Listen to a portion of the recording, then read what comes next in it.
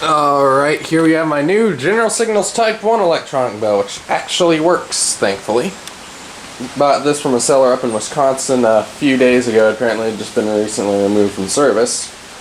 And thankfully still works. Seems a bit quiet on my Type 2, but that might just either be due to the tone or the fact it might just be aging a bit.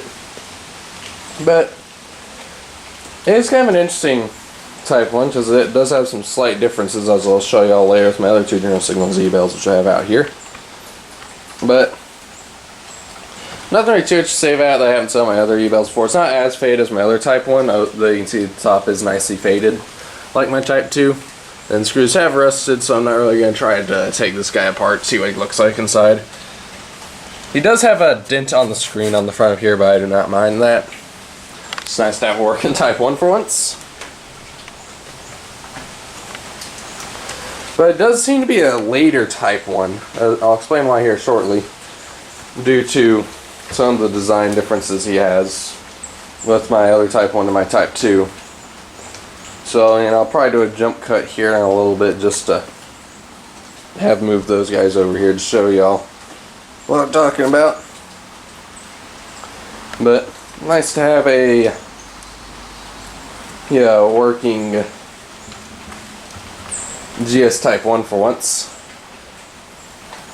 So yeah, just gonna set this guy down here and quickly move my, just pause the recording for a second to move my other two General Signals bells over here real fast.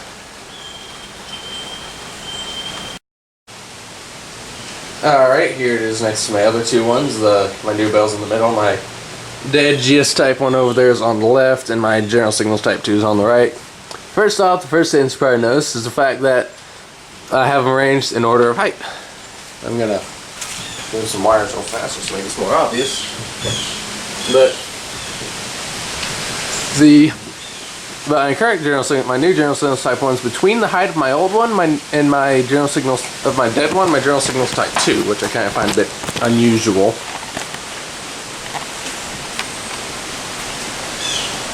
As you can see, this guy's definitely hasn't seen service for as long because there's those big rust spots around him, it seems like.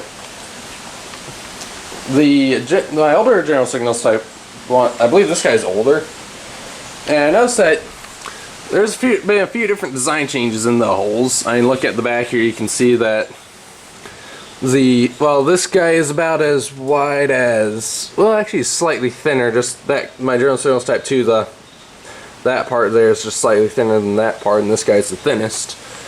Like, for example, I noticed on the holes that this guy's got, the holes on him are wide, but they aren't exactly as tall as the General Signals Type 2. This guy, the holes were thinned. They're about as, it seems they're about as wide as a GS Type 2. Maybe. Certainly as tall as the other GS Type 1 I have, but it's noticeably thinner. And then this guy, it appears that they just took these holes and maybe sized them up a bit. And looking at it over here, you can see this guy's got thin, I'm just going to call it the posts. I don't know what the proper term would be, but the posts between the holes. This guy's thin, this guy's probably the thickest, this guy's the next thickest. Just kind of found that a bit interesting with how they have them organized like that.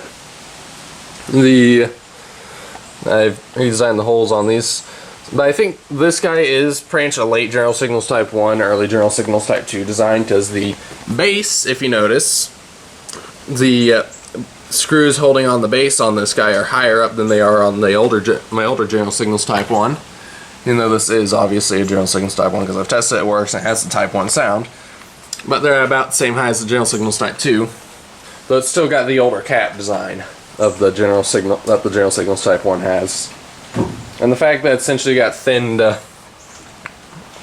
speaker holes here makes me think this was a slightly later revision to the Type 1 that they did. I won't be surprised if it was done to try to increase structural integrity or something. Or they're playing around with the design a bit. I don't know, I was never working at General Signals, so I can't say for sure. But I do just kind of find this a bit interesting, how there's this kind of middle generation.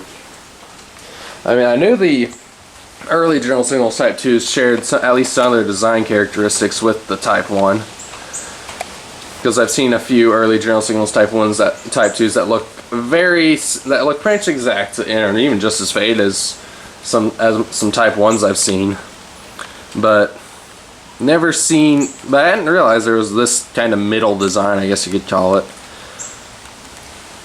So yeah, this is my new General Signals Type 1 electronic bell that finally actually works. Over and out.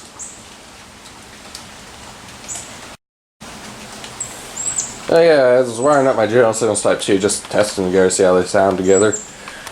I realized I had forgotten to show the inside of the base. As you can see, the bolts are actually a bit bent, surprisingly. They're bent downwards, just noticed that on the inside. I don't know why that was done.